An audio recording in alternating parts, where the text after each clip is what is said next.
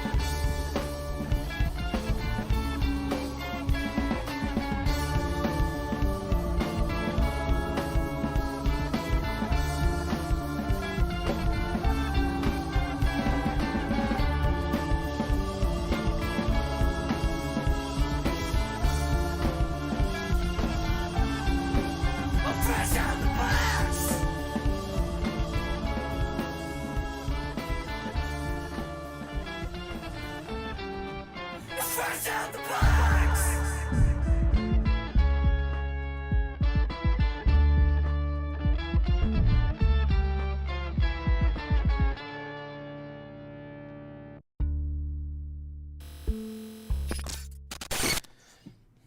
Hey there, everybody. Welcome to Fresh Out the Box podcast. Fresh Out the Podcast. There you go. I'm the board game guru and game master extraordinaire, Johananon. I am the co-host of Fresh Out the Box / Fresh Out the Podcast. It's me, Casualty, CDG, retired child crimes and human trafficking detective, turned tabletop titan and improv comedian. Am the professional media and movie mastermind, the Funhouse, Drew Munhausen, and we have a special guest today for episode 44 of Fresh Out the Podcast. Special guests. We have the mayor of Nerdtropolis is here himself. Sean, would you like to introduce yourself? I think you just introduced me, so I think I'm good. No. Yeah, I'm Sean Charles, the mayor of Nerdtropolis, here to hang out with my boys. Some awesome guys, like-minded individuals as well. And two of these guys, actually all three of y'all have written for Nerdtropolis. So I appreciate that. That's true. That's true. And for anybody who doesn't know, tell them about Nerdtropolis, about the community that you've created and everything there, because it's pretty cool. Yeah, it started really to fight the clickbait culture out there from all these big-time companies putting out articles. So I wanted something straightforward and fun, so we cover movie news, reviews, and trailers mostly. And then we have a pop culture community like rocking behind it, where people can just chit chat and meet each other offline and online. So it's really fun. It's been growing like crazy the past 3 years now, maybe, if I'm doing my math right. So it's been growing really fun. I have to give you a lot of credit because I'm somebody who follows the news, right? Like I read the trades and I follow Variety and Deadline and all these reports and who's getting cast and what, and I follow all that stuff. But I'm also on social media, and so there's a lot of times where I hop onto Facebook for something and I see a Nerdtropolis post of news, and that's the first place that I see it. Right. But Variety and Deadline, Hollywood Reporter, those are all awesome publications. It is majority of another group of publications online that are causing that type of clickbait culture. But I do use Deadline and Hollywood Reporter and Variety as sources, so they are good. They're definitely awesome too. Yeah.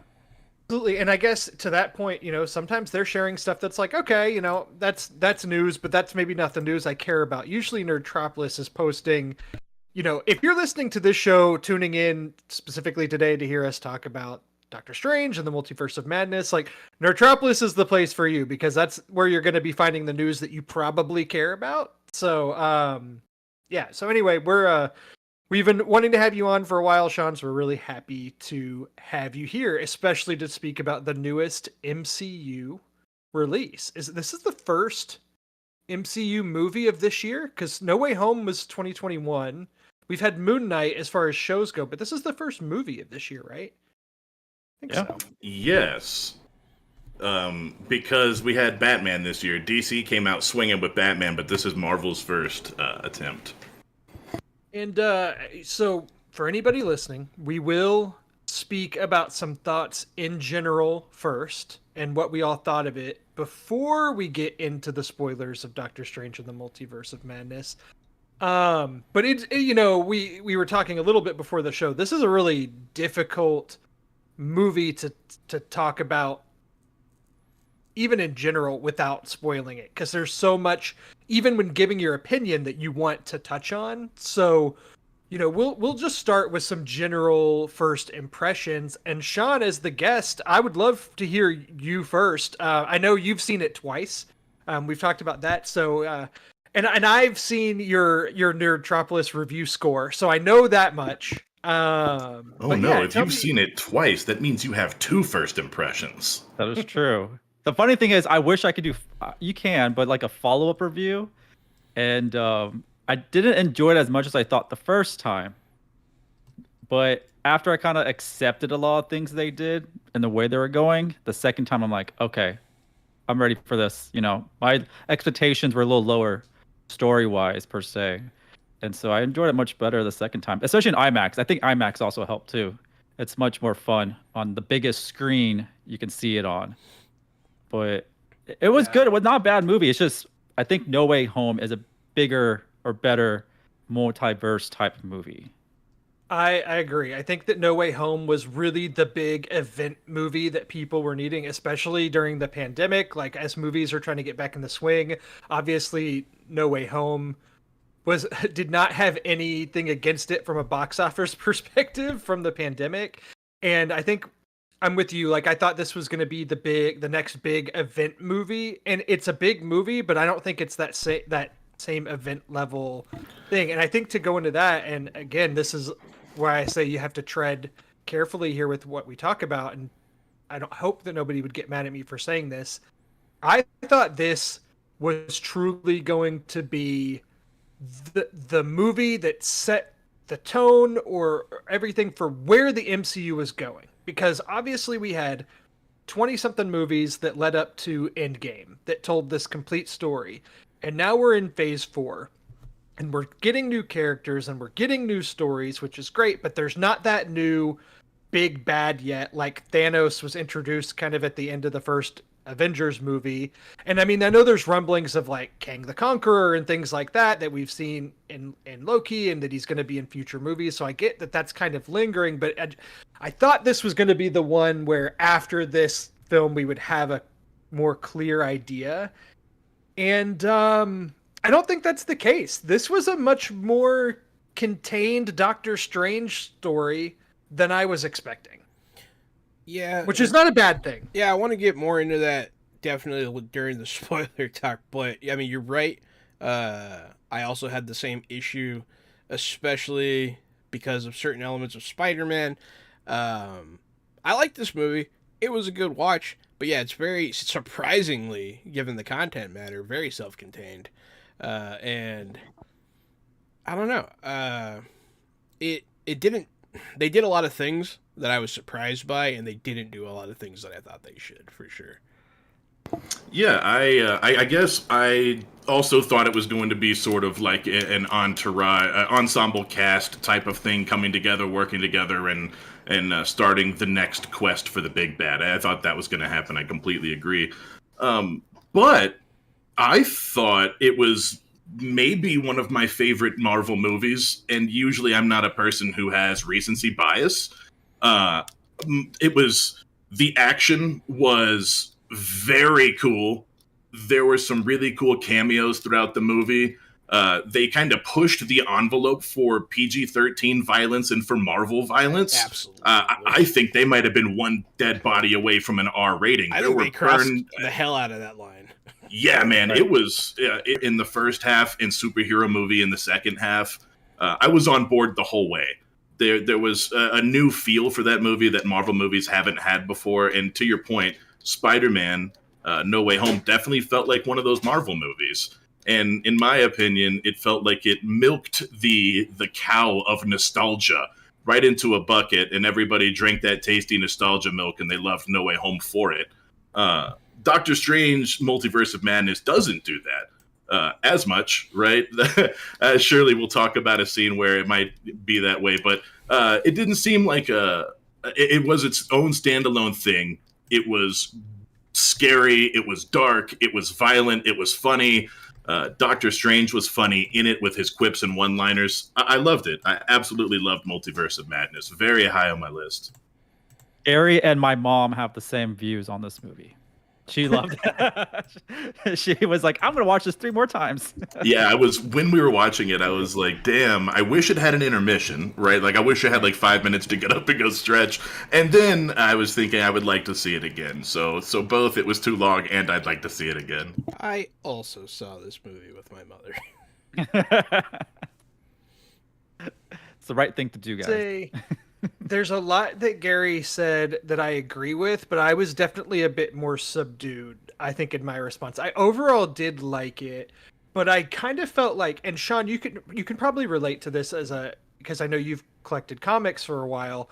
For me, when it first started and I was watching the plot, I kept feeling like the best comparison I have is when you're reading a comic book arc in a book that you typically like, and you're reading a storyline that you're like, I'm just not really vibing with this story arc right now. But you kind of feel like you have to push through so that you can get to the next arc, so you can see where it's going to go. And there's frames and there's things that you like and some things that pop, but overall you're kind of, it's just, you're not really vibing with it. That's how I felt at the beginning, or like maybe the first 45 minutes. I think it was pacing issues. Yeah, once the story really kicked off a little bit more, I got a lot more into it and started having more fun with it. But there were definitely some parts at the beginning where I felt like, am I a casual Marvel fan now? And that's truly how I felt, like, as somebody who... It's a scary thought too, to be honest. I have that sometimes. I'm like, am I losing interest? I feel the same way. It's kind of scary to think about that sometimes. Yeah, like I used to be hardcore, like following every single thing, and you know, the first 20 movies followed characters and things that I really read a lot of those characters' books and knew a lot about, and now we're starting to veer into the territory that like is stuff that I haven't read as much or am as familiar with, like Eternals and even Doctor Strange a little bit. And on the TV front, like I was never a big Moon Knight reader, and we'll talk about that more later. But I kind of was feeling that I'm like, you know, I know that America Chavez is a newer character, and I really haven't read all that much with her in it. So I'm not as familiar or don't have any nostalgia for that character. So I don't know. So there was just a lot going on in this movie, and there was a lot of story setting at the beginning of like setting everything up. But again, once they started going, I got more into it. And let me ask you both... without spoiling, I can say that I didn't expect Scarlet Witch to be so badass. And let me ask y'all this. Is saying who the villain of this movie is a spoiler? Kind of. Yeah, I think it might be. I didn't expect it. Yeah, okay. I won't jump into it, but that was something Which is another... That's didn't right. really know. None of us, right? We've all seen the trailer. We've all seen 2 or 3 trailers at this point. And I think Jahan said it when he was given his opinion about the movie, that they did things that I didn't expect, and they didn't do things that I did expect. And there were things in the trailer that I had certain expectations from certain elements of the movie, and my expectations were wrong. But sometimes they were better than what I had expected. Yes, definitely. No, definitely. Some of the change in who the bad guy, like, wasn't what I expected. That was good and bad. I liked it better than what I thought it was, and I think less than what it could have been.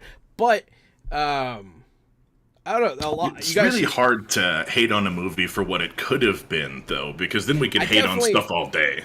I mean, I hate on stuff all day. I'm a hater. But... The only reason you can hate on it is trying to figure out if they changed a lot of the plot. Well, they did. They had to switch the release dates for Doctor Strange and No Way Home. Both of those had to flip-flop. So that's why it was actually supposed to be Doctor Strange first and then No Way Home. So that explains... That's why there's only one line that talks about it. That explains almost every issue I had with this movie. Yeah, so if you understand that, and then the director change. So that's a big deal too. So I don't know how much... They said it was obviously where they wanted to take the story. That's the issue they had with I think between the studios. With that director change, which I was thinking about it during the movie, with the director change, whatever came out, however much Raimi's it was or the previous, it came out great. It came out beautiful. There's a ton of with cool all the shots. Things going against it, it came out great. I just think Raimi had to deal with Feige just kind of leading the way and just let him add his element. So it wasn't really a full Sam Raimi movie, but there's a lot of elements from him there. There's a lot of Raimi in there. Yeah. Y'all are, and as we're talking about this, let's kind of reel it back because y'all are exactly right. Scott Derrickson was he directed the first Doctor Strange. He was supposed to direct this one. He left I believe due to creative differences, right? Mm-hmm. Yeah. Yes. And so Marvel had to pretty quick turn on their heels to find a new director, and they landed on Sam Raimi. Due to horror elements, too. That's why. They wanted someone that had horror background. And Raimi coming on to do this movie, like, if you don't know your film history, like, this is a pretty big deal. Because Raimi hasn't made a movie in 9 years. The last movie that he had come out was Oz the Great and Powerful, which is a bad movie. It's not good. So bad. But Raimi, you know, like, we really owe credit to him for where superhero movies are right now, period. Because, X-Men had come out before Spider-Man did, but really Spider-Man was the one that kind of launched. When did Eric Bana's Hulk come out? Was that also before Spider-Man? No, that was after. So that would have been 03. Yeah, it was after. Okay, 02 all right. was Spider-Man. And, Yeah, and 'cause- when Raimi made Spider-Man, I mean, that was a full-on Raimi movie. He just wanted to tell his Spider-Man story. Remember, the story is he was the director number 19, then 17, and then they were kind of like, he was at the bottom of the barrel. James Cameron was supposed to direct Spider-Man for like the longest time, and With then that Leonardo DiCaprio as the lead, and he's like, no, thank you, just pick Toby. So Raimi coming back is a big deal, and Raimi has like a huge cult following going back to the Evil Dead days, and yeah, Sean, you're exactly right. Like what you touched on is like this. There are definitely parts of this movie where you can tell it's Raimi kind of having to be a cog in the Marvel machine of like producing the movie that's going to connect the next few movies. Thank God is the only bit I have for that. Thank God. I like Raimi, but thank God that Feige was probably up his ass for this. No, of course. But it was kind of but the weird because it was Raimi- two different movies, it felt like. Because the beginning felt like I was watching a Spider-Man movie. The way it was shot, the fighting, everything. Like the whole scene in the beginning with, I don't know, I don't want to spoil anything. So whatever the intro. So I had just felt like watching a Raimi movie. Go ahead. I feel like I have something that touches on that. So without spoilers, it's so a lot of the things we've talked, because we talked about a lot of MCU stuff on this show. A lot of what we talk about is like the little kiss of the MCU, like being sprinkled in here and there, like in Hawkeye when the Pym arrow goes off. That's like the perfect level of MCU thrown into this low power service setting. Yeah, it was great. It gave it the feel, it put it in the universe. I feel like the MCU parts in this didn't feel as well integrated. Like, they didn't feel, I don't know, it did feel like two different movies. Like, it did. I definitely see what you're saying there. Some of those parts just feel at odds with the rest of what was going on. I loved that it felt like two different movies. You had horror in the beginning and superhero in the back half. Yeah, but just, I think what I'm saying, it's two different movies, how it's shot too. I think, I guess the second director, or whatever they call the second directors that do the filming, that when it's not the main director. Either the AD or second unit. Or yeah, second unit. So like it feels like you could easily tell the difference, because when Raimi's behind the camera, it's Raimi, just the way he's shooting everything. And when it's not him, when you get those Raimi moments, like those pop to me. I'm like, oh yeah, give me. There's an action scene in the latter half of the movie that really stuck out to me as being more Raimi esque, and it was one of my favorites of the action scenes in the movie. But we'll talk about that more later too. One of my favorite Marvel live action scenes of all time is in this movie. Well, should we just go ahead and rip the Band-Aid off, I guess, and just 30 go minutes into of spoiler free. That's fine. Yeah. Fair enough. Well, yeah, I guess from this point forward, we're talking spoilers. Bruce Campbell. Batman I don't even comes in. think that's a spoiler. I think everybody knew that was going to be a thing. But man, But this time he actually had an altercation with the main character. I guess, oh gosh, where to even start with this? Because the Illuminati stuff is obviously the big thing that people are going to talk about. But let's get to that in a second, because I want to talk about what I was alluding to before, which is that Scarlet Witch is the main villain of this movie. And I mean, obviously we knew she was going to be in it. I thought it was going to be more aligned. She would be more aligned with Doctor Strange, but Same. Full on the villain and full on great. I mean, for me, one of the better villains we've had in an MCU movie, Wanda being full Wanda and full on powerful.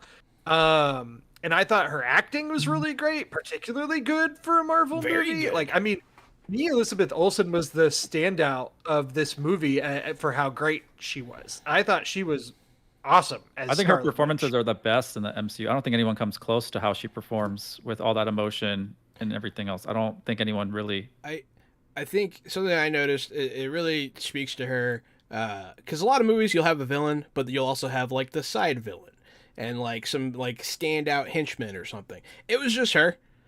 She carried the whole movie. She was her own. She was a one-man wrecking crew the whole time, just straight up a terror and unfuckwithable is the term I would use. Terrifying, absolutely terrifying at times.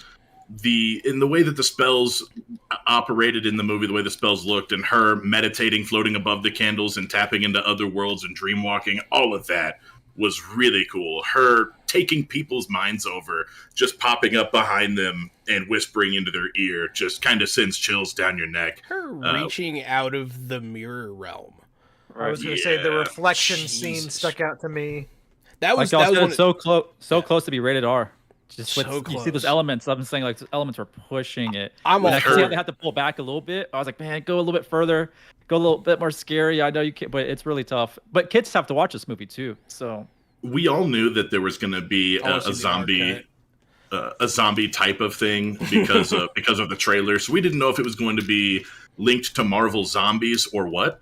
So when she of course being Scarlet Witch, was chasing them through the tunnels under the river, and she was limping after them with the blood on her face, and I was like, oh, this is it. Like, this is the zombie thing.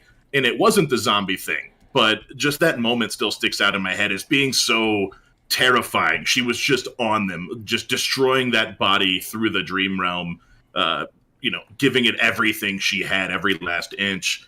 And of course, the way they handled her, I thought was really awesome too. Oh, when they said she's just being reasonable, right? Like they didn't get to see her full might, and her reasonable side is like really scary too. Mm-hmm.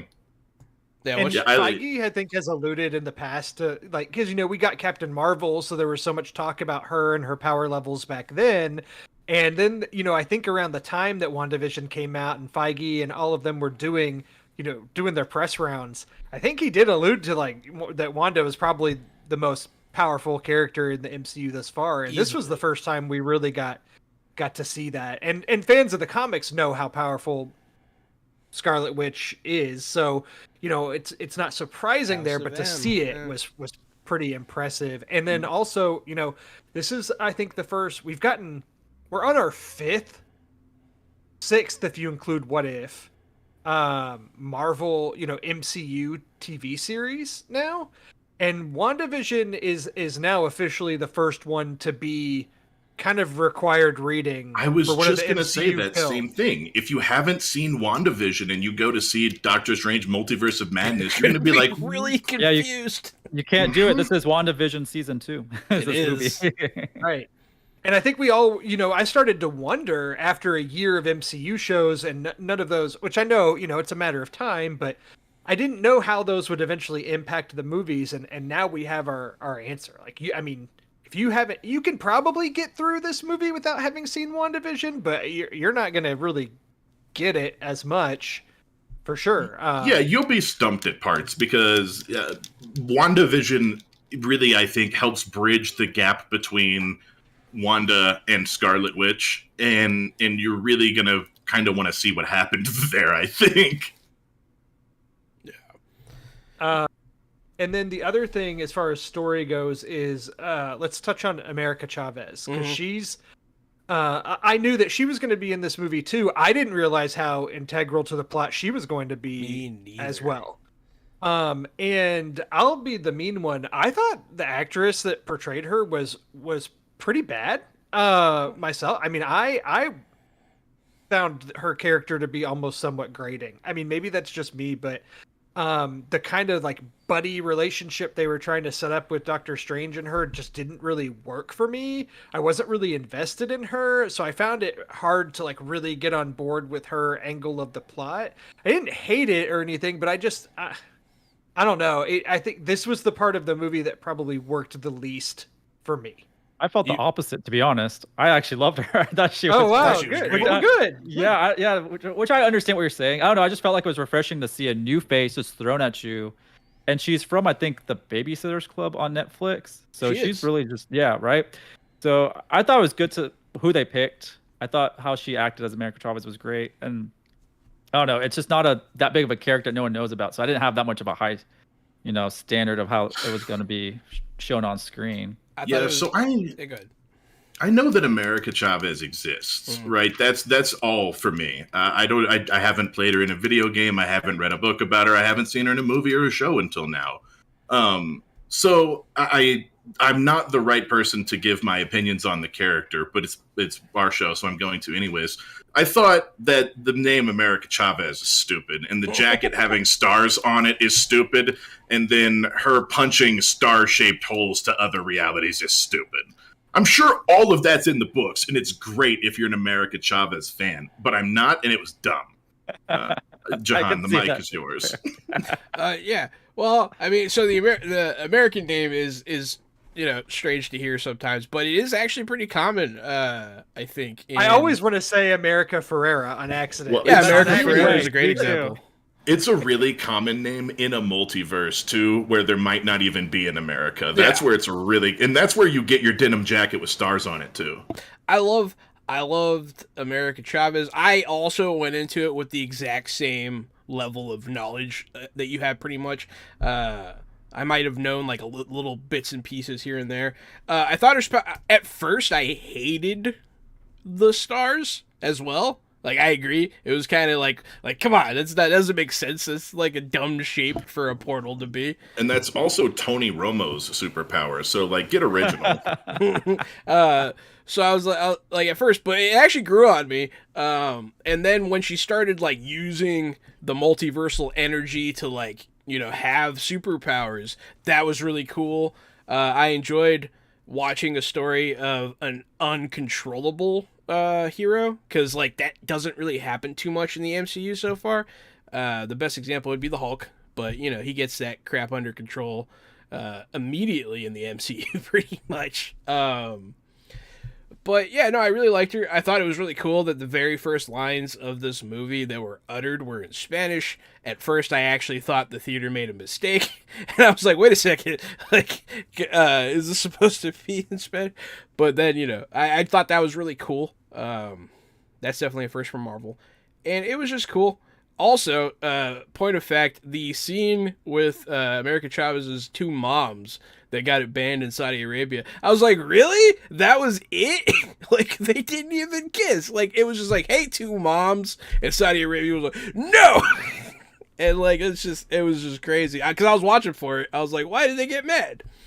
And, but no, long and short, I enjoyed America Chavez. I enjoyed the buddy cop vibe they were doing. I felt like it worked.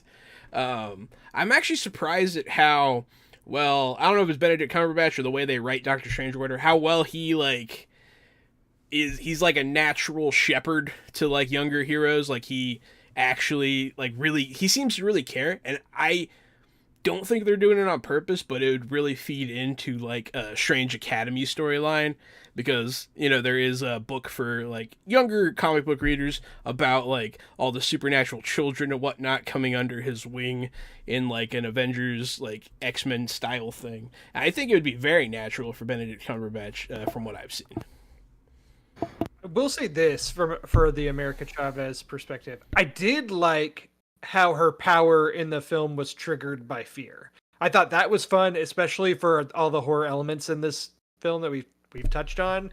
Like, I thought that was kind of a fun twist to her power in a movie that had a lot of scary imagery, that her power was triggered by fear. I thought that was kind of a fun angle to her power in this. So wanted to touch on that.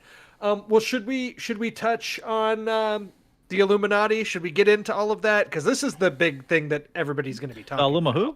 What? Yeah, we can do that. At some point, I would like to talk about the horror a little bit. But we can do that after the Illuminati. It kind of feeds into it, honestly. It does. So of course, there's, I think back during the Super Bowl when the Doctor Strange teaser dropped, during that was the first time we got the trailer where you could hear the voice of Charles Xavier, and we, and the Illuminati, and we knew that was going to be a thing. And so, I think we all kind of knew that was going to be the case. And then some of the more recent teasers showed the shield of Captain Carter that had been featured in What If. So I was kind of onto that. But we get the Illuminati in this movie, and Illuminati consisted of of course, Professor X, as we talked about, played by Patrick Stewart. And as soon as they showed that yellow wheelchair, like I wanted to scream, I wanted to clap, but I didn't want to be a big neighbor. Cry. I just like started stomping my foot in the theater. Like I got like 4 good stomps. Yeah, it was like What took so long? Finally. And did the X-Men classic theme for a split second. You get that guitar riff. It was like slow. It was like, and it was, dude, like that moment. I was like, that's it. I can die happy. That's it. And my life's before complete. the Illuminati was completely revealed, Doctor Strange is in the prison cell and he's talking to the other universe's girl, and she says that after he died, she started her work at with the Baxter Foundation. And when she said that, I turned over to Annie and I was like, the Baxter building is the Fantastic Four.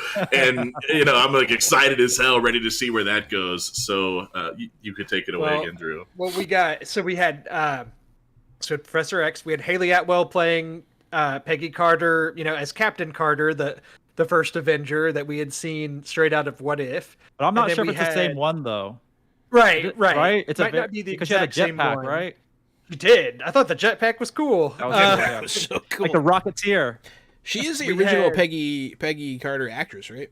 Yes. Yes. Yeah. And then we had Lashana Lynch playing Maria Rambeau, but as Captain Marvel in this, which, Lashana Lynch is in Captain Marvel. She plays the friend of Carol Danvers in that.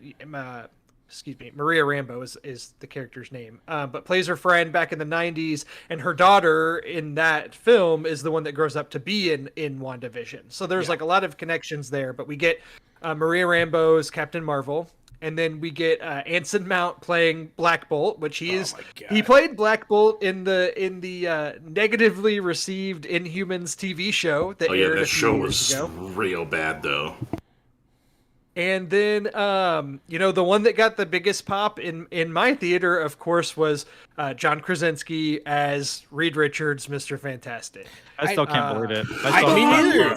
I lost my mind. People talked about it for so long, and like he's like, oh no, they didn't cast, like. Well, everything gets leaked. I'm like, how does that not get leaked? Because that was a fan casting forever, and that should have been like the first thing ever leaked. It was Like, fantastic. I was so happy. So here's my question for y'all about this, because I had like a lot of thoughts as this was all going on, which, yes, he is the biggest piece of MCU fan casting that we've had in years. Like, that's what people have saying since the moment they announced there'd be a Fantastic Four MCU movie. Everybody was like, John Krasinski. And now we finally get it in this movie. And my question is, like, for me, there's 2 ways you could read into it, which is, one, Marvel said, okay, we hear you. Here is John Krasinski as Reed Richards in a multiverse version of this, where he not immediately, but like shortly thereafter gets killed by Scarlet Witch. And so is that Marvel being streamers? Is that them saying, haha, screw your fan casting, like this is what we think of that? Yeah. Or is this a sign that John Krasinski's going to be playing Reed Richards in the future Fantastic Four movie, which John Watts was supposed to direct, but he's recently left the project. I think it's taking too long, and I think he's just tired in general. I think that's what I was thinking too, though. I was thinking, is this really a setup for us just to get fan service and be done with it? But then remember, Doctor Strange said, I thought you disappeared like in the 60s and stuff. So like I'm like, that's gonna be a plot point for the movie, that it'll be either when they're starting in the 60s or they disappear and they come back. Yeah. I didn't actually catch that. No, so I agree. So actually, this whole situation. So me and Gary play TTRPGs. One of the ones we do is a multiverse one. It's called Threefold Modern Age, whatever. We work with a company called Green Ronin to put it on, and it's a multiverse. Gary had a complaint about multiverses a long time ago, and like I was like, no, that's dumb. I kind of get it now. His complaint was like, when you're traveling, like, the stakes are different because, like, you go to another world, whatever happens there, who the hell cares? You go to a new world, and it's like a reset button. Yeah, it stays there. So your repercussions in a multiverse are not always a cool, fun, high-stakes thing. Sometimes it seems like it didn't matter at all. like watching the entire Illuminati get shredded. That's a really big, high-stakes thing. The Illuminati is a lot more than people in a boardroom judging Doctor Strange for being mean. Like, that's a catastrophic thing that happened, but the movie kind of threw it away. Exactly. And that's when I started feeling what you Drew were on was Earth, that talking doesn't about- matter, I think. It's like on Earth, they just want to throw out there. That's exactly right. One that's just, it's just trash writing. You can just write whatever you want in that trash world, and then you can delete it the next scene when you leave it, which is fun, but also it changes the stakes in a lot of ways. Drew, you were saying, did they fan cast John Krasinski, say, there you go, you got it, goodbye, or do we get him again? In That's, to me, this in is the big question. multiverse, every single actor has the same face in every multiverse. Except for Loki. Loki and Spider-Man. Spider-Man. But yeah, even Doctor Strange had the same face across. So hopefully we'll get to keep John Krasinski's same face. So, if my understanding of multiversal theory based on Rick and Morty is anything... yeah, well that should be it. That's a textbook. So they base it off of what they leading call expert opinion. like the central finite curve, right? And so reality branches off from your dimension incrementally, right? So when you're traveling the multiverse, it would stand to reason that everyone would have the same face as everyone in each dimension until you start getting to fringes outside of this. Yeah, and that's where you would get to the weird multiverses where like everything was made of paint or everyone was cheese. Yeah, absolutely. It seems, honestly, like, I don't know if that's an indication that her power is special, not just because she can travel the universe, but because she can skip, like, over dimensions. She doesn't go in order, because that's what it seemed like to me, and that's really cool. Well, I think the fall pit was from her just being scared constantly, and it just kept opening and opening, right? And Sean, did you catch anything on your second view through of those portals that they were flying through, the different multiverses the first time? That's a good question. Yeah, there's nothing exciting I saw. I didn't see anything that was like, oh, they're a cool Easter egg. I'm like, they're just not as important or anything that was. No people having sex in the background or anything. I didn't see like the Milano flyby or anything. Well, that's what I was disappointed about. Like, I feel like the multiverse of madness, but like there wasn't that much multiverse. Yeah, per se. they should have had a Howard the Duck somewhere. There should have been a Frog Thor. You know, Tobey Maguire somewhere. I mean, just pop. Oh, in and Tobey pass by him. Maguire. Yeah. Like, seeing them fall past, I would have lost my mind. I would He'd have be like, so "That's not the hard. weirdest thing." He's probably like, "That's not the weirdest thing that's happened to me lately." He's like, huh. Seeing Doctor Strange fly He by. just waves. It's like, hey, With the Steven. multiverse stuff, I mean, like, we get the big montage like y'all talked about where you see all these different ones where like they're made of paint and they're animated and this and that, like you see all those, but then I mean really this movie takes place in 616, which is named as 616 Yeah, in this, that was which I cool. get a That was big cool. pop in my theater too.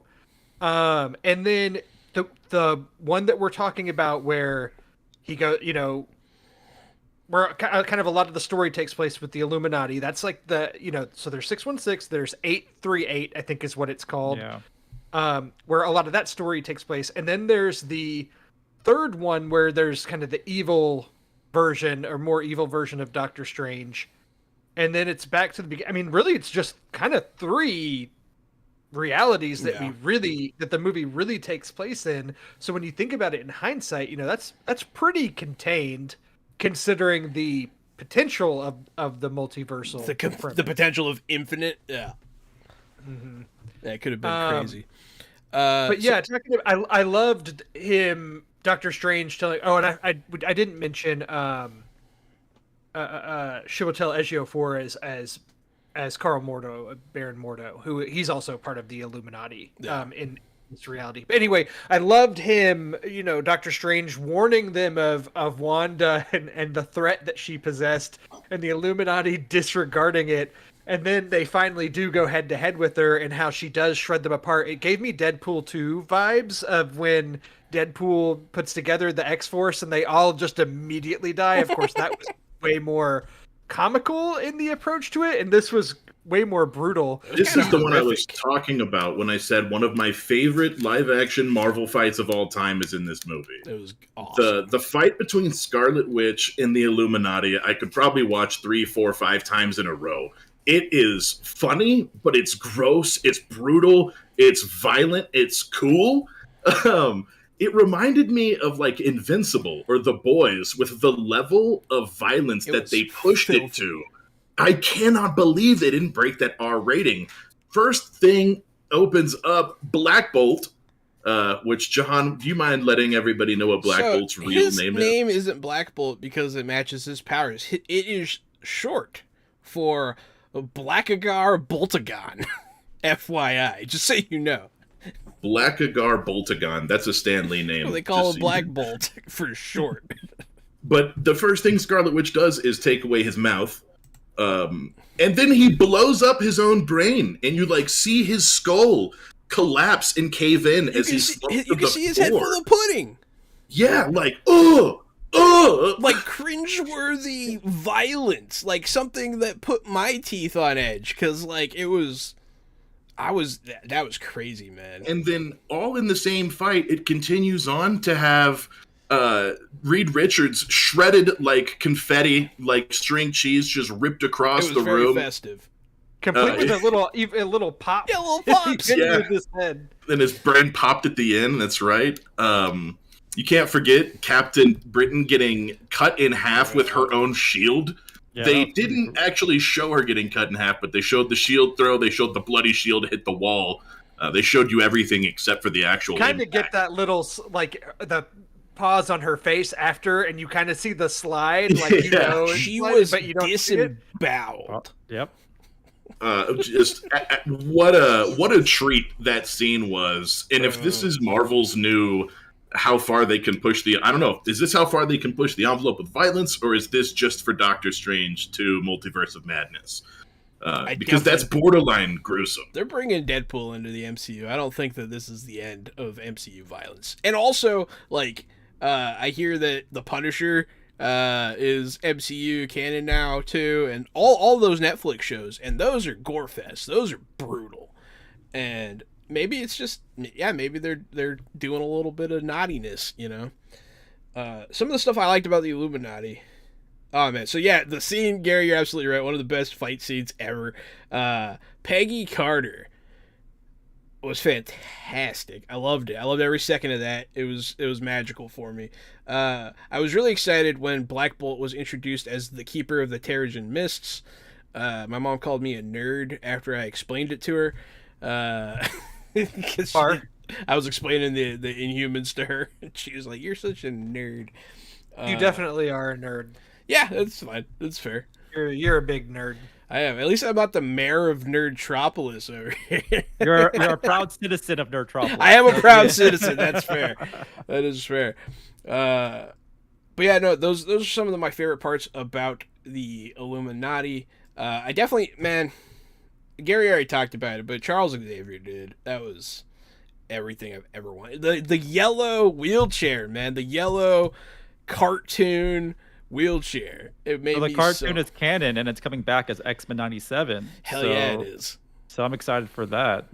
I did see a funny tweet or Reddit post or something, though, of like, how many times can they kill Patrick Stewart as Professor X in these movies? Because he died in the X-Men franchise, and he died in Logan, and now he died in Doctor Strange. I thought that was funny, too. The way that he died was fantastic. He tries to go into Scarlet Witch's mind and tries to set her free, and finds Wanda there, trapped by Scarlet Witch, afraid, scared under rubble. And as he's trying to pull her out, Scarlet Witch breaks his neck in the Mindverse, and it breaks his neck in real life in a Freddy Krueger-esque. Freddy Kruegered his ass, Yeah, she Freddy Kruegered him. That was sick. It was awesome. I was on board. The whole movie, like I'm telling you guys, I loved it. There's not a scene we've talked about yet that I didn't love. This movie was great. It's fair. I liked it a lot. I do have issues with it, and I'll get to them. But yeah, no, she beat him on his home turf. That's where he's strongest, and she walked in there and murdered him. Patrick Stewart's also really old now, so Professor X can't be that strong. He looked so frail when he was walking. I was like, man. He really did. Yeah, I was like, man, age has caught up with him, but he's still awesome. Jahan, I kept thinking the whole time, too, that with her power, she was also dream walking. So it wasn't even Scarlet Witch. It was an avatar of Scarlet Witch in a multiverse that she was sort of able to remote control. Yes. So we still didn't see her full power. She defeated, and without her full power, she broke Professor X's neck in a mental battle, like while she's meditating. You know what I mean? She's just the power level on her is I love crazy. Scarlet Witch, man. Real quick on the gore. Yeah, go ahead. The gore part was in the beginning with the creature in the eyeball. That's when you know it's gonna get good, when they had that scene when the eyeball popped out of the monster. So Yeah, like, there okay, were audible groans. Yeah, when that started, I'm like, okay, this is pretty cool. I think even before that, in the very opening action scene, Doctor Strange gets stabbed through his thigh, and you see that. I mean, that was pretty brutal too. I think, you know, Gary, you were just saying how all these scenes we've talked about you loved and everything was great. I think the thing, there's a main character that we haven't even really talked about, and I think this is some of the stuff that doesn't work as much either. But Rachel McAdams is in this movie, reprising her role from the first Doctor Strange movie, and she's kind of the romantic interest. And going back to the beginning, it starts with Doctor Strange is at her wedding, which obviously she's marrying someone else because they didn't work out.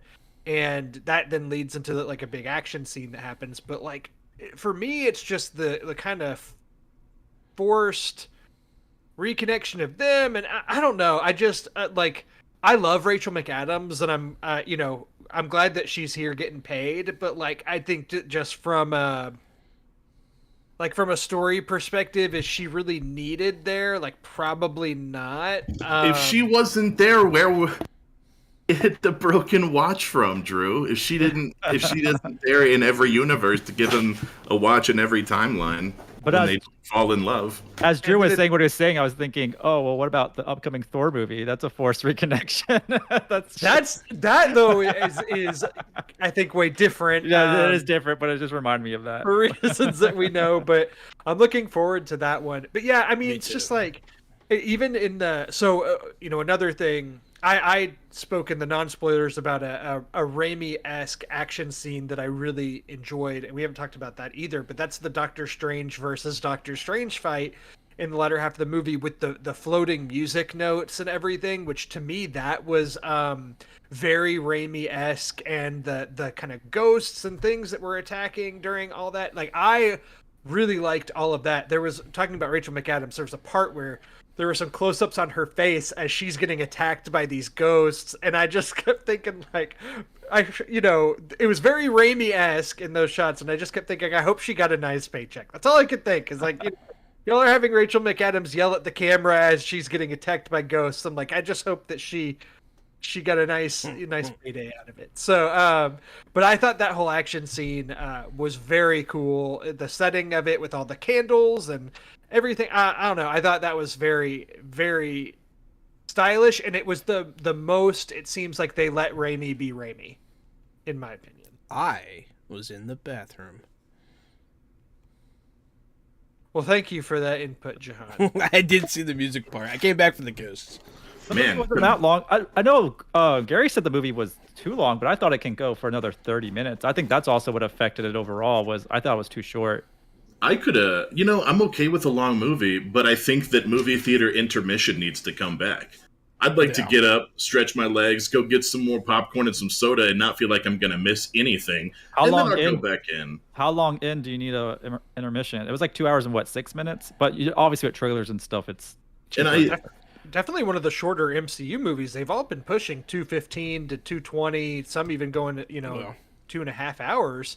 I think No Way Home was pushing 240. Was it? Yeah, almost 3. So I don't know. I thought the runtime for this one was refreshing myself. I thought it I mean, you're right. It probably could have gone a little bit longer and maybe resolved things a little bit better, but I don't know. I'm not complaining about it being shorter. That's usually something that I advocate for, is like, if you need your movie to be short, make it short. It's fine with me. I think that movie was the perfect length, and you guys were talking about some pacing issues towards the beginning, and I had the exact opposite thought. Doctor Strange goes to talk to Scarlet Witch, and she's in the apple orchard, and then she's like, I'm coming, and he's like, oh shit, and he goes back home, and then she's there. Like, there's like a 2-minute scene, and she's there. They didn't make that last 30 minutes of knowing she was coming. They didn't have a bunch of conversations about preparing and defense. They were just like, bam, bam, she's here, let's go. And I loved that pacing. I thought that was fire. So one of the things, it's not like a deal breaker. It didn't make me hate the movie or anything, but one of the things that I was a little upset about was her powers.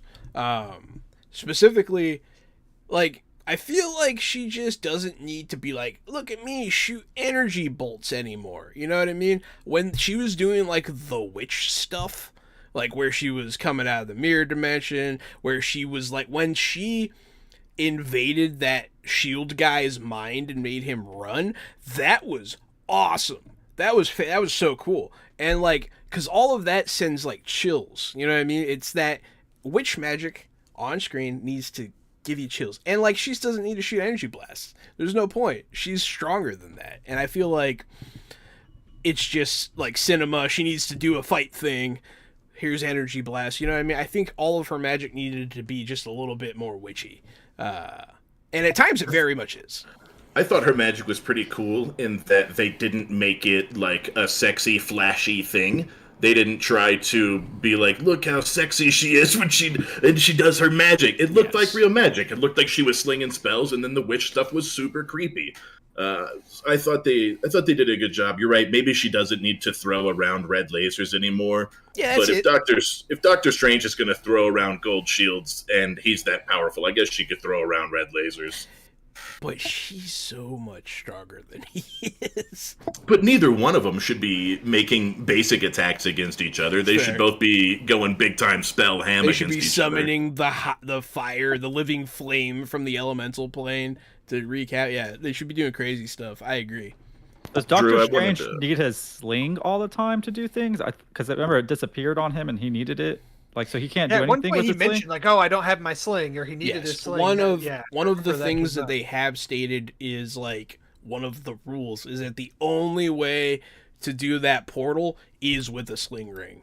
And I guess it doesn't have to do with power level. I feel like you should be able to do it, if anyone could.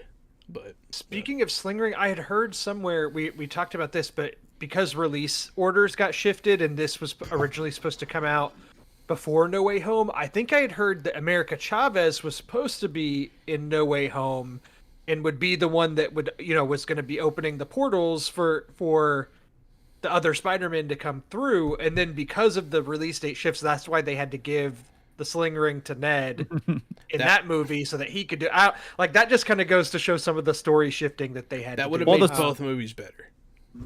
I don't know, I think it worked, but there was a lot of writing for the No Way Home, like continuous writing and changes. I'm surprised how great that movie was, with how kind of not behind, but they were like working as they were shooting and trying to figure out the story. And then Doctor Strange here, they said they didn't know what the ending was going to be, which yeah, Raimi's interviews leading up to this have been kind of interesting because he's almost like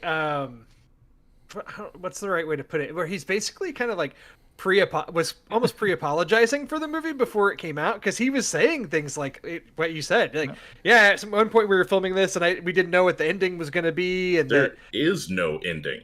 He hadn't even seen WandaVision, I think, at one point. Like, they told him what happened in WandaVision, but Raimi hadn't even watched it. Like, weird things like that. I thought was interesting. That Doctor Strange Multiverse of Madness, at the end of everything, at the end of the movie, I'm not sure if anything happened during that entire movie.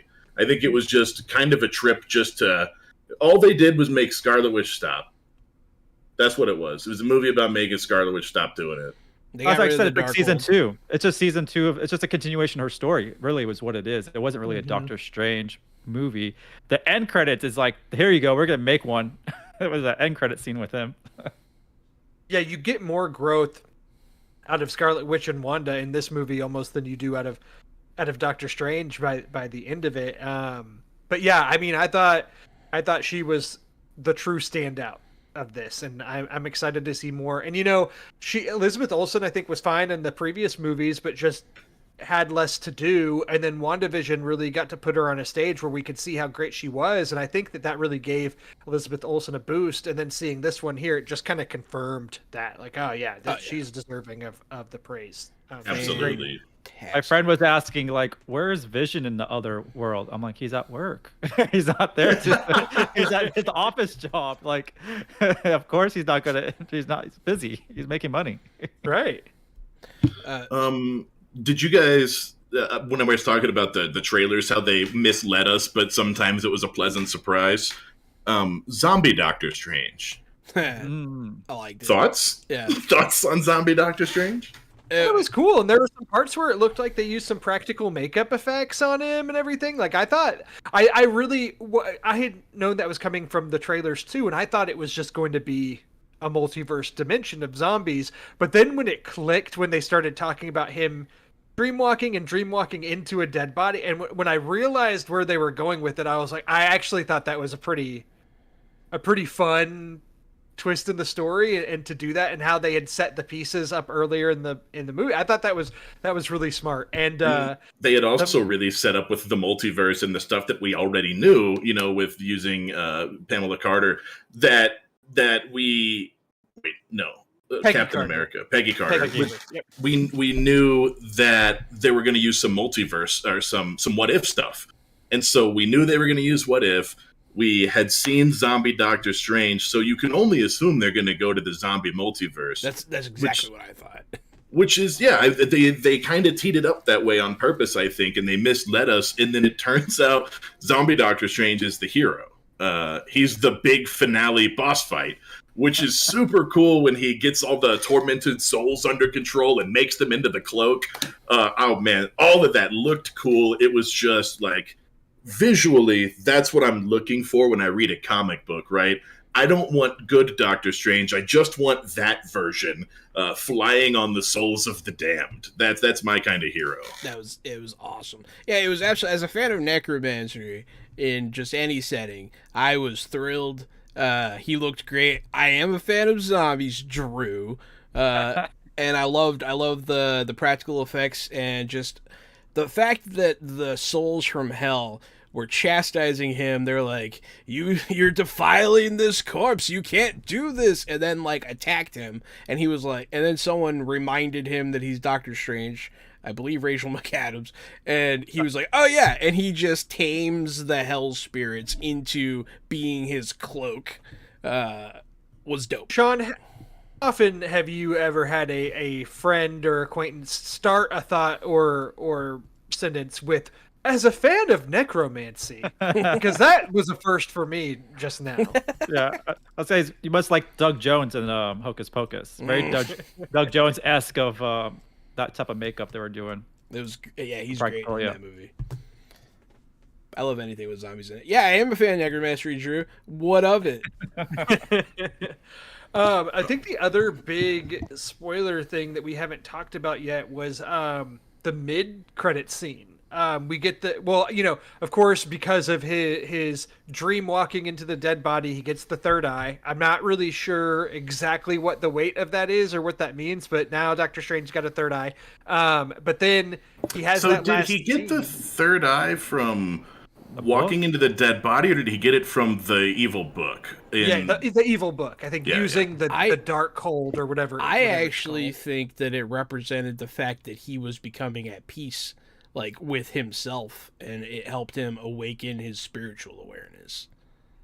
Why did the other one have it then too? Same thing then? Oh, did the other one have it? Okay. Yeah, evil Doctor Strange had it. Oh yeah, the music fight was awesome, Drew. You talked about it earlier, but I forgot to confirm how dope that was. And then we see in that mid-credit scene that he's approached by someone and is told that he created an incursion, and of course this someone is Charlize Theron playing crazy. Playing Clea. Is that how you say it? Clea?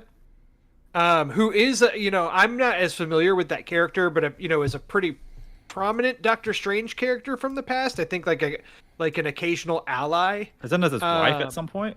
I think you're right. And so she's there wearing full-on purple witch gear and purple eyeliner makeup and all that. So now we've got Charlize Theron jumping out of the Fast and Furious universe and into the MCU and the Doctor Strange universe. That's wild.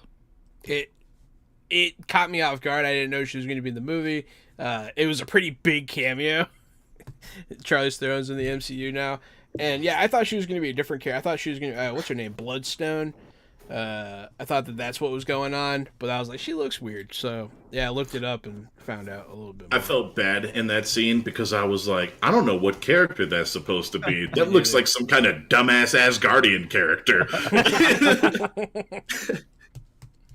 Yeah, you know, it was fun to see her there. There's a part of me that's like, did we really need this at the? I mean, like they had just done this good job of wrapping up the story, and then it's like, oh no, and here's your next adventure, and jumping into a portal. Like, you know, okay, I get it. You know, it's the MCU. You got to have that post credits tease of something. But that world they jump into looked cool too. That world.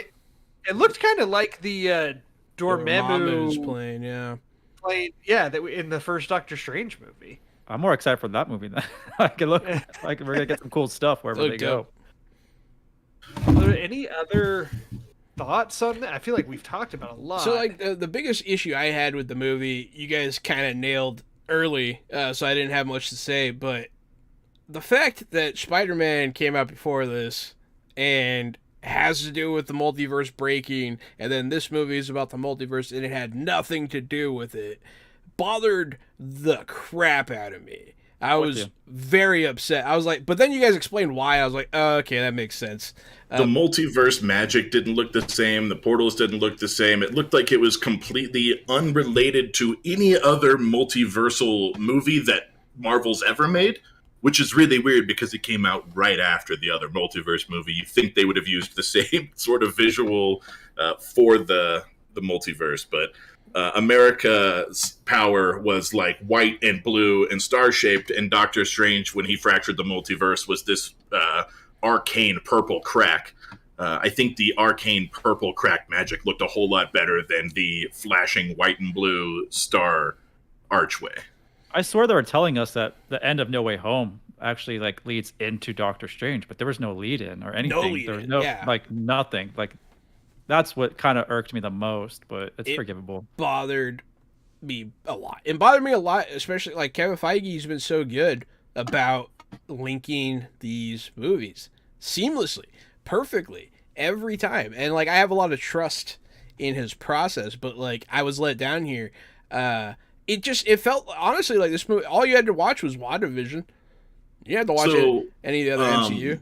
Yeah. Also, he doesn't come across any other heroes, right? We knew Wanda was going to be in it, but other than that, it's just Wong. It's just Wong and Wanda and Doctor Strange. You get the Illuminati, right? But we talked about how they didn't matter in that multiverse. They're all dead. They didn't matter. Cool cameo, but now it's in the trash. As awesome as it was, as hyped as it got me, it didn't matter because they threw it in the garbage. So show me those characters in another movie now where I can be happy that they're part of your canon. But right now, all you did was really kind of take that away from me. You showed me what I don't have. And I don't appreciate that. Yeah, and like during the fight with the Shima-Gorath monster in New York, it would have been cool if like a hero had showed up, been like, hey, what's going on? It would have been cool if when Wanda was coming, Spider-Man, since Spider-Man had just had a movie and was probably right down the street since they both live in New York. Yeah, it would have been so cool for them to run into each other now that he doesn't know who he is. That would have been great. It would have really made me happy. He could have enlisted the help of the people from the Shang-Chi movie to help defend against Wanda. You know what I mean? That would have been cool. There were so many. They just didn't use any of the things that they've been using to make the MCU what it is. They didn't use any of it. And it was weird. I don't know. It felt different. This movie was very different. I liked it. It was a good movie. I'll watch it again. I think everyone should go watch it. It was dope. And like we were talking earlier about the horror elements, and like I kind of touched on what I meant when I was like, she shouldn't have used lasers. I felt like they could have turned the horror up, man. She was so good. She was terrifying. I think that I would have watched like them hide out in the cabin in the woods from her and like creepy stuff. Just she wasn't a person anymore, man. She was a demon. She acted like a Judeo-Christian demon, and it was frightening, and it was cool. But yeah, those are my gripes. I feel like they're pretty legitimate, but all in all, I like the movie. So I have a question for you, Sean, because in your review of the movie, you said that you kind of had some wariness or hesitation about where Marvel Studios was going beyond this. And I know you've seen it again, so you kind of have different thoughts. But I'm curious to see, and it's probably some things we've already talked about. But what were you alluding to with that, or what was giving you hesitation and pause? Well, now with all the TV shows and the movies, it's like really not confusing per se, but it's like all over the place. I feel like I feel like when we had Endgame or Infinity War and Endgame, I was like, these are cinematic masterpieces. But I feel like quality-wise, it's kind of being juggled weirdly, where some things are being really taken care of closely. Like I feel like No Way Home, I know it's a joint effort, but I was like, they really tried to make sure. I know it wasn't visually polished, but like they tried really hard to make it as clean as they could.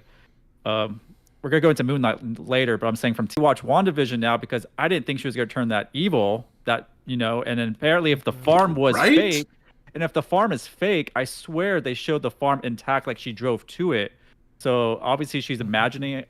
I have to rewatch that because I was kind of confused. Or she burned it all down in a rage or something. But yeah, so I'm confused with that transition. I kind of thought she ended WandaVision in a decent spot mentally. Well, like we saw, go away. Like we said, Raimi didn't watch it, so that could have something to do with it. Yeah, I totally agree with you, Sean, and I think that's what I was saying at the beginning when I was questioning, am I a casual fan now? Because we've finally reached this point where we've had so many movies in the past, and then now all these TV shows, and you're watching, and it's finally hit that point where you almost feel like you have to do your homework to see one of these movies. And I've seen WandaVision over a year ago now, and I still was kind of having to be like, oh, okay, yeah, this is that, and this is that, and it almost comes across a little bit exhausting. I'm gonna keep watching these shows. But like you said, we'll talk about Moon Knight, which I have a lot of very mixed thoughts on. But like, for example, Miss Marvel's coming out, and she's going to be in Marvel. So if you don't watch Miss Marvel coming out, then you're not going to know anything about Marvels, Right. And who really, it's kind of going to be more a kid-based show. So like a grown-up really probably might not watch that show because it's very kid-based and made for kids, I think it's going to be. So not everything is for a certain age group, I feel, or for a bigger age range. Now it's like for certain age groups what they're making.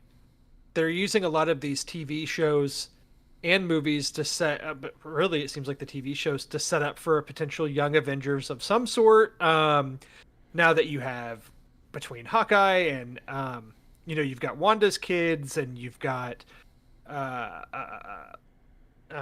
blanking on my brain. Kamala Khan coming out, and then even America Chavez as well. Potentially like you Miles have Morales. the makings of there for a young Avengers of sorts. It seems like they're setting up. But is that, would that be a show? Would that be a movie? Because most of those characters have been introduced in the shows, and I don't know. It's interesting. You're starting to get into this really gray territory. Yeah, I don't know. You got Secret. Well, you got Secret Invasion coming out too. I forgot about that. And so Armor Wars. Yeah, Armory Wars, right? Yeah, Armory Wars. I think is what it is. Is it Armory or Armor? Armor Wars. Oh, okay. I almost feel like Secret Invasion. It's been so long since they touched on any of the Skrull stuff. I almost feel like Secret Invasion's gonna be weird when it comes out, like Black Widow was, where you're like, wait, what the hell? Like, shouldn't this have come out like 3 years ago? What is this? But I guess that is kind of the whole point of Avatar, Secret The Way Invasion, of Water. anyways. Yeah, right. I guess, but the whole thing of the Secret Invasions, you're supposed to forget about them, right? And then there they are. That's the whole point of the secrets. So, I don't know. I just feel like this is where they should have been focusing on it, right? They took us to this multiverse trip for no reason. They Spider-Man multiversed us for basically no reason.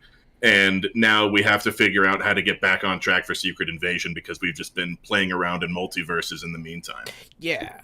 That's exactly what I was talking about earlier when I said that thing about your complaint about multiverse games, like, that's exactly what I was talking about. Because it feels like no progress whatsoever has been made in 2 movies.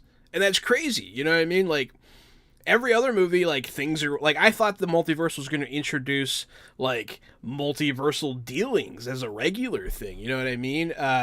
Or some like sort the Watcher, or some deep space entities, or gods, but or like no. a group of dimensional people that live here now, like something, like anything. Maybe use it to introduce X-Men, Inhumans. They did do that though. They did that in Morbius. They put the Vulture.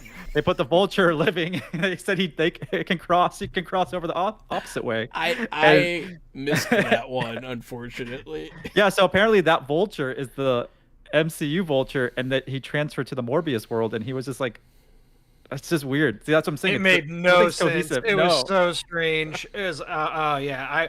I literally rolled my eyes in the theater at that scene. Like, I'm not even saying that metaphorically. Like, my eyes legitimately rolled into the back of my head during that scene. Hold up. You guys know how they're making a Craven movie, right? I had this great idea the other day. So Predator is Marvel property now, as of like 2 years ago. What about Craven versus Predator? Dude, that would be fantastic. Listen, Gary, that will come out before Craven versus Spider-Man. Trust me, they will never bring in Spider-Man into these movies for some reason. They cut out all Spider-Man in any of these Spider-Man spin-offs. It makes zero sense. Yeah, no sense at all. Hey, will this stand on its own when you cut off the main subject matter? No, of course not. Here's the reason I think they should make a Craven Predator movie, because Predator is already established, and everybody in America and a bunch of nerds know exactly who Predator is and how badass Predator is. Craven is a side Spider-Man character who's pretty easy to laugh at because he's a kind of a silly wild man. But if you have a movie where this wild man takes on this Predator that we know is a badass the whole time and barely wins in the end, well, then you might think that this guy has a chance to fight Spider-Man. But otherwise, Craven's just a lunatic that is a joke. Well, now we get into the question: could a Predator beat Spider-Man? And now that's just we're going down way too far down down some different rabbit holes here. I like this I rabbit was hole. going to follow up, but though Loki season 2 is filming soon. Is that Predator? It should have Predator. Yeah, it does. The crocodile is the Predator, right? But at the end of season 1 of Loki, is what's happening at that same time? Is that No Way Home? Like, what? We don't see that in Doctor Strange at all. Whatever's happening in the sky and all that stuff. So that's where I think, Drew, to your point, is I'm confused with Marvel. They're taking steps back because of that. They set up something, but they're not going full in, and it's just confusing. It's so weird. Yeah. Well, and there were, like, to even go further back into rumors, which I don't have all the sources on this, but I've read about it a little bit. But there were rumors early on that during the filming of so going way back to Iron Man, Tom Cruise was like a big fan casting for Tony Stark. And, you know, of course, Robert Downey Jr. ended up getting that role. But there were like hardcore rumors before Doctor Strange and the Multiverse of Madness that with the Illuminati, that Tom Cruise might be in it as the superior Iron Man. And the reason of that, though, Drew, is there's these sources that people trust. This is going back to this clickbait thing. And I know who is leaking those things. I'm like, these are people that are pretending. But it would have been nice, but it makes sense. He's not going to do it. I mean, you could have a picture of him in, like, in a newspaper, maybe. You could probably ask for permission for that. Those sources were going as far as to say, like, he was actually on the set at one point, like it was a thing, and then it didn't happen. And so then that makes the rumors come out even more of like, okay, well, then was John Krasinski added at the last second, as, you know, because of the fan casting? And could be, actually.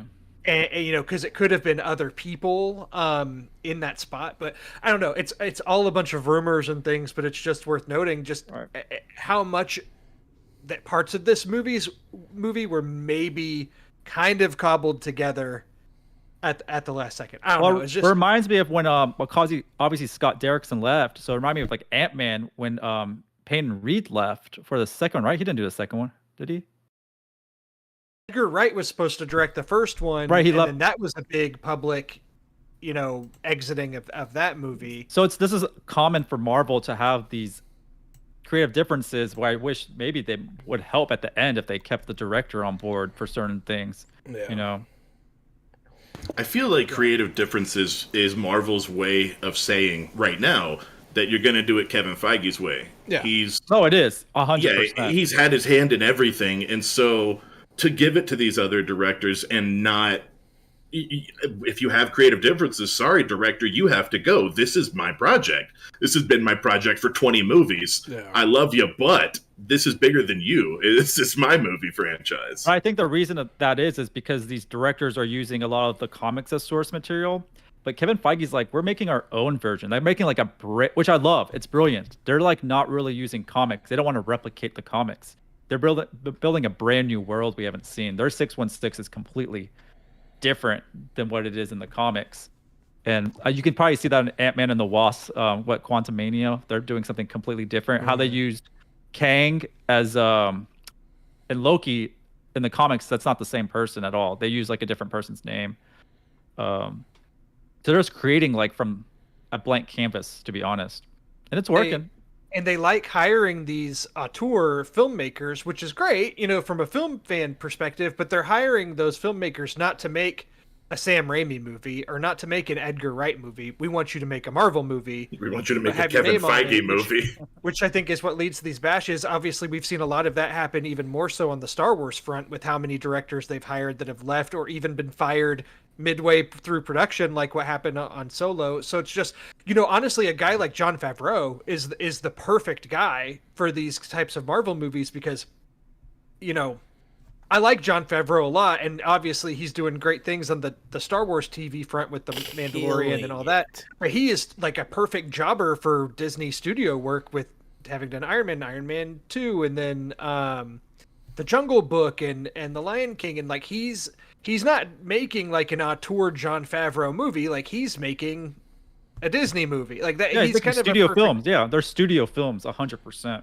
And everything you named is good.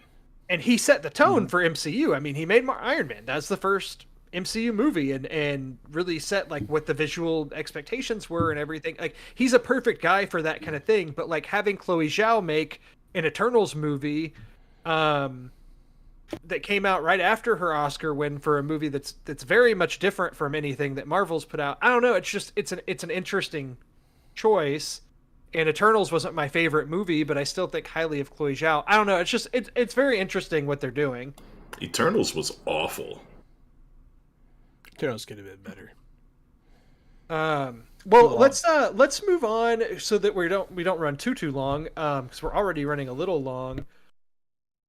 Into Moon Knight, because that finale just aired earlier this week, and I'm curious to hear what y'all thought of this series. And I'll say for this, since the finale has already aired, the show's been on for a while. Let's just say full spoilers up front for this, for Moon Knight, since we'll be kind of touching on everything. Although, to be honest with y'all, I don't really have that much to say about it, but I will kick to our guest first once again. So Sean, what did you think of Moon Knight?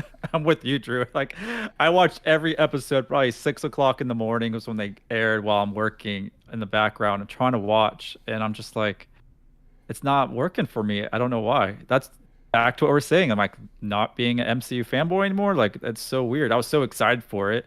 It's a really good show. It's smart, very Fight Club-esque, obviously. You know, that's, you know, how the comics were for the personalities. But I don't know.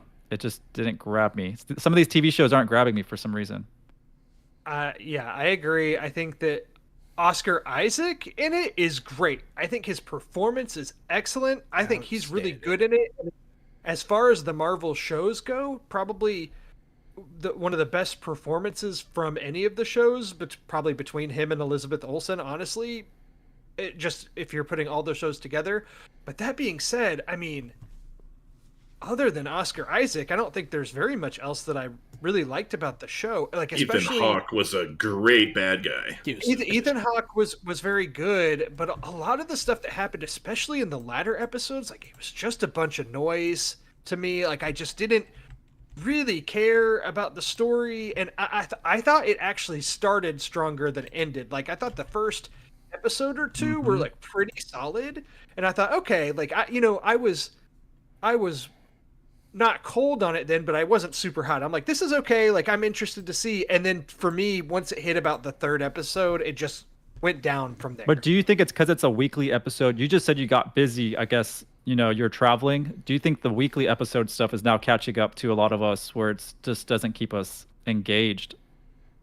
So, because, it's just funny because, yeah, I think Moon Knight probably would have made a better 2-hour movie, as a solid origin story movie. Do a lot of what they did in this, but just, trim a little bit of the fat. Whereas Eternals for me was really bloated and probably would have worked better as a series and introducing all of those characters. So it's kind of interesting how you could switch some of these. But yeah, I think Moon Knight probably would have been stronger as a film. I think the 6 hours was a little much, and for a show where I'm like not even very much happened, in my opinion. I don't know. It just didn't do much for me. I'm a big fan of Moon Knight. Everybody knows that. I read a bunch of Moon Knight books growing up. But Moon Knight definitely started stronger than it ended. Oscar Isaac's performance was great all the way through. The one of the big moments for me in the finale was Oscar Isaac's coming to peace with both halves of himself, even though there's 3/3. But him coming to peace finally with Mark Spector and Steven and being Moon Knight. He kind of had this moment of accepting his mental disorder and living with his mental disorder that has plagued him his whole life. And so to me, there was this really beautiful mental health moment where he had a healing there in the desert when he was talking to himself and sort of became a whole person and was less fractured and less tormented. So to me, that was what the whole series was about, is because that's the character who represents mentally, people that have mental health problems. And so you're able to see his arc and see him recover and repair and move forward. And I think that's why it lost a lot of steam in the latter half, is because his story was great, but gods, imprisoned, statues, blah, blah, blah, who cares? We've seen that a million times. And so a lot of the superhero stuff was kind of like, who cares? Like, the hippo god looks dumb, the alligator god looks dumb, it looks like cheesy CG.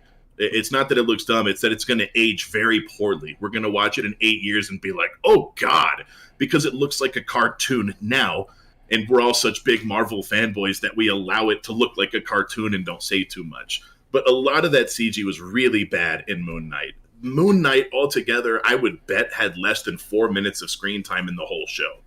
There were so few Moon Knight scenes and fights. And every time he was Moon Knight and in the Moon Knight armor, I was like, I'm in. Like, he looks cool. He looks cool when he's fighting and throwing the blades and doing all the things. I thought that was great, but it was just so few and far between throughout the show. I mean, I think in the 4th episode is when he's separated from Moon Knight, or separated from, is it Khonshu? Is that who you say it?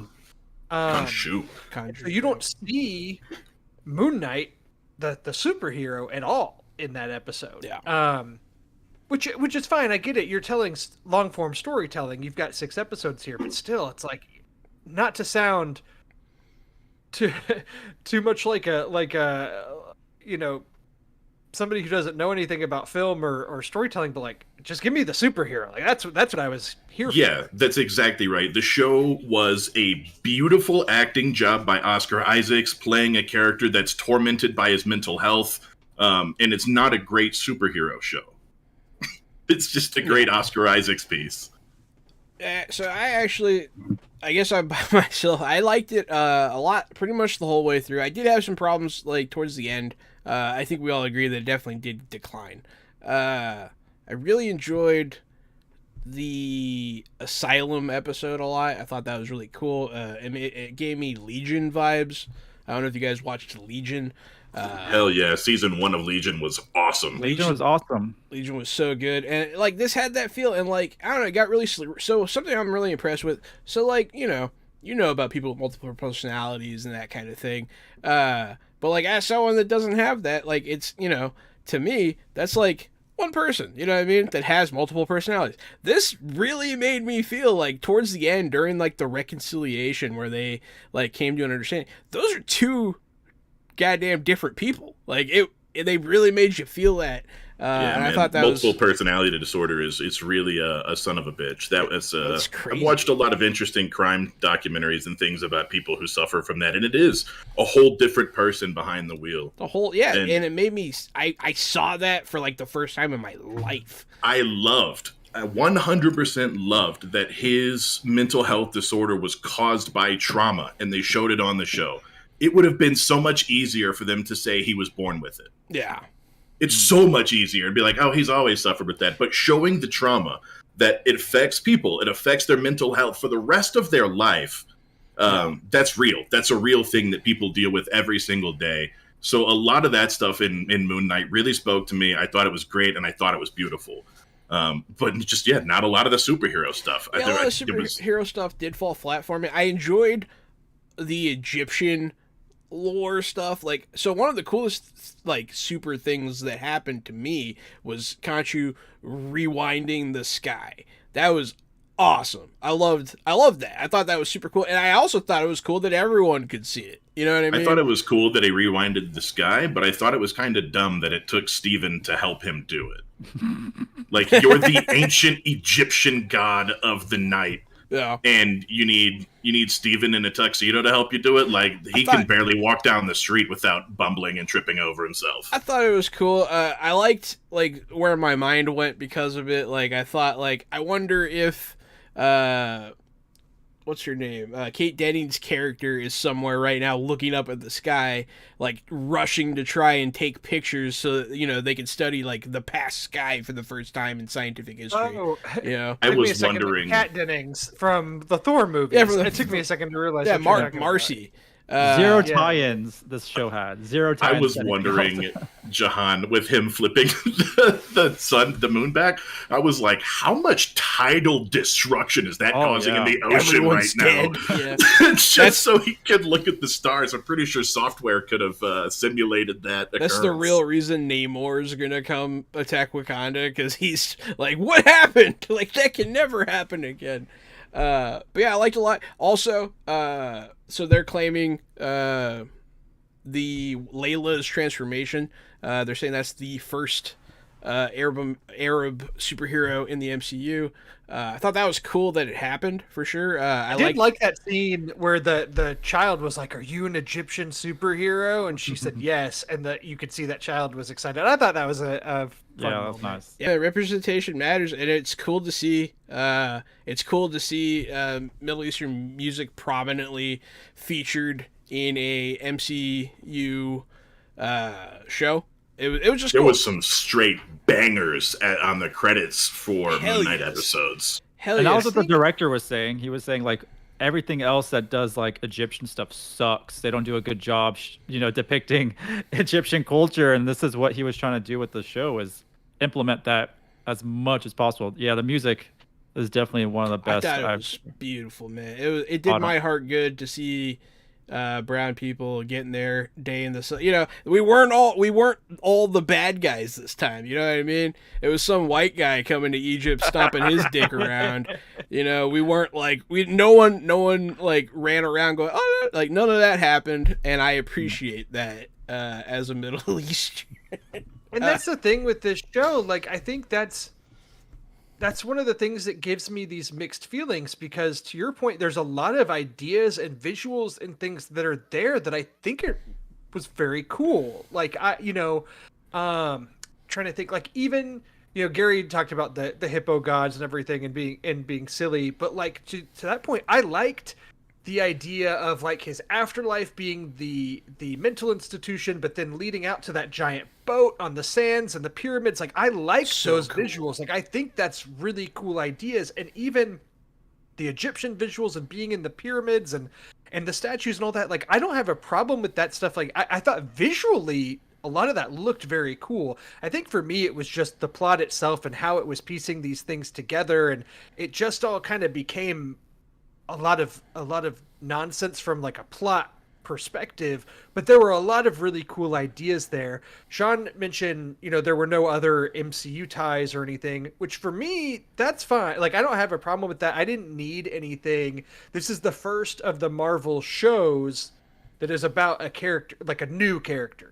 Every Marvel show before this has had a character that was introduced in the films. And they planned on doing it, though. They just nixed it. So I wonder if they had it in the script and had to rewrite it, or... You know who?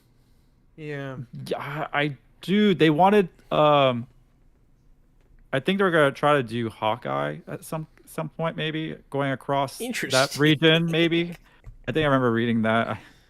But there wasn't anything like exciting per se, but it just tied in a little bit better to the world. See, all I needed was Marcy studying the sky as it was changing. Yeah, just having her like in the background, maybe, just somewhere in the world looking in the sky is perfect. That's like all they needed. That's all. Yeah, that would have done my heart some good. But so I liked the show, start to finish. I enjoyed it. I think the most here apparently, but that's okay. I just think if we hadn't had Oscar Isaac's performance tying it all together, I really don't know if it's would have. Even without Ethan Hawke as a bad guy, if they would have had a bad guy who wasn't quite as cult leadery, who wasn't quite as spooky and intimidating and sweaty and gross, Ethan Hawke was really unsettling. And if they would have had a villain who wasn't, the show might have just been kind of dumb. His personality like swap when his goddess came to Earth, and like how he became like just perfectly subservient was so interesting, and it was so well done because it was believable, but it was they really shoehorned a kaiju fight into the end of that show that I did not care about. I don't know either. I don't know how you have a giant alligator versus a giant crow skeleton bird and no one gives a damn. Yeah. I don't know how you fucked that up, but that should have been real easy. We should have been on the edge of our seats, and that should have been a really cool moment. And instead, it just felt like another one of those things another big CG moment that's just like dying in the sands of Egypt. It was a waste of money. I think it was. There was a lot of stuff in that show that was just bad CG. Bad CG. You could cut so much of that bad CG out and save it for for less good CG.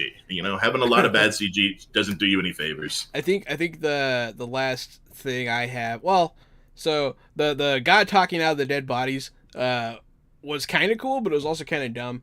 And then the one thing that I do want to say, that monster in that pyramid place, that I guess it wasn't really a pyramid, but when they were trying to find the statue in that secret like tomb or whatever, that creature that was like embalming that guy, that creature was dope. That was awesome. That was like the Mummy like kind of style stuff. And I thought if they had leaned more into the mystical horror aspect that they could have, dealing with the dead and the land of the dead and Egypt, I think it would have done better than the crocodile fight, personally. But that's all I have to say about Midnight. Yeah. Then there's the post-credits scene, of course, that it reveals that there's a third personality, that Jake is also in there. Mm-hmm. So they had been alluding to starting from like about the third episode or so. They showed that sarcophagus in the mental institution as well when he was letting people out, and you knew that there was another driver at the wheel at certain times, because you knew early on that Mark Spector wouldn't have killed all of those scientists, and he would have stopped it from happening. And so, Jake was at the wheel for a little bit of that, Mark was at the wheel for a little bit of that, trying to make it stop. So early on, you could tell that something stunk, and it was a third one floating around. I wasn't expecting the way his mannerisms were so weird. Like, I don't remember what accent he had. Was he like from Josie? He's like, I'm a Capia. He's like, ba gabagool. Like, it was I thought he spoke Spanish to him. I don't know. He did speak Spanish. He might have. Right. It was just like he was like hunched over, like he's like, I'm an evil guy, like it's like Taxi Driver looking or something. Yeah, it was weird. I don't know. It was probably just weird to hear him. If you had to put a star rating out of 5 on Moon Knight, what are you putting on it? I'd slap a 4 on it. 3 all day. 3 out of 5, a 4 out of 5. Sean, where are you at? 2.5, 3. I'm at a 2.5 also. I'd say I'll 2.5. be nice and say 3. 2.5 to me is like unwatchable. But to be honest, I didn't watch it. A lot of things y'all were talking about, I was like, I don't remember. See, I'm like 2.5 out of 5. That's like a 5 out of 10. Like for me, that's just like middle of the road. Meh. That's where I'm at on it. Well, we Meh. didn't do this for Doctor Strange. We can do the same thing for Doctor Strange for ratings. Oh. What did you... My rating I agree with what you. I don't know if your rating has changed after a second viewing from your Nerdtropolis Not really. review. But I think it's I'd close. I'd agree with what you put on there. I'd say like a 3.5 out of 5. I would give it a 4.5. That's why my thumb is sort of up. I'd give it a 4 as well. I'd give both a 4. I'm really high on Multiverse of Madness. That might be... It's probably one of my top 5 favorite Marvel movies. I'll have to look at a list again to see if that's true, but it's definitely up there. I'm gonna have to watch it again. Really. Sean, are you sticking with your 3.5, or are you giving it a second watch bump? I think I'm at a 3.5. Yeah, seen... I'm with you. Yeah. If they just put Toby in there, it would have been like a 5 out of 5. That's all it takes. That's the thing. I'm not asking for much. See how much higher it would have been just with like 1 second of Toby. That's He's it. a simple man, guys. Yeah. Simple man. You would love Seabiscuit. Oh, I need to watch that. It's been a while since. All right, yeah. I think that's about it. Unless y'all have anything else to add. No, that's it. No, this was fun. So thanks for having me. Don, Yeah, thank you so much for joining us. And again, where can people find you? You know, again, all the plugs here. You can find me underneath Gary's bed. Sleep tight tonight. Oh, he's not kidding. He's in there. No, if you want to check out some cool articles and some fun stuff, nerd-tropolis.com on Facebook. Just look up Nerdtropolis and Nerdtropolis community and come nerd out with us. It's fun. Awesome. And I'm Drew Munhausen. You can find me at Drew Munhausen on Twitter. And I'm Jehananon, and you can find me at RockFact on Twitter. I'm Gary. You can find me at Casualty CDG on all the social medias. If you like tabletop role-playing games, board games, learning rules, or meeting game designers, come find me and Jahan every Wednesday, Thursday, and Friday from 8 p.m. until 11 p.m. Central Standard Time. Fresh out the box. We're twitch.tv/Jehananon. We have a Fresh Out the Box YouTube and Facebook.